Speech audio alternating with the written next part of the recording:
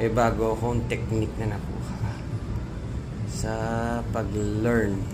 Ang hirap mag-learn, nag-try ako ng beses, nag-fail palagi eh. So, may bago akong hack.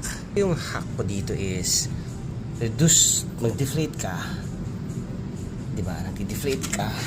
Tapos, on mo lang. And then,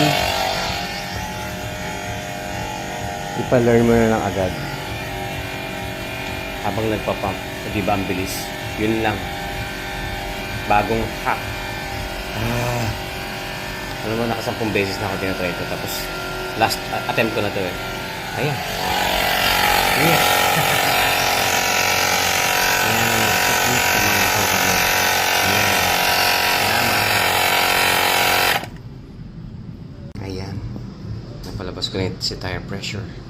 Sa wakas, after ilang attempts, 10 attempts. Sa wakas, ang laking tulong pa naman yun pag nagbabiyahe.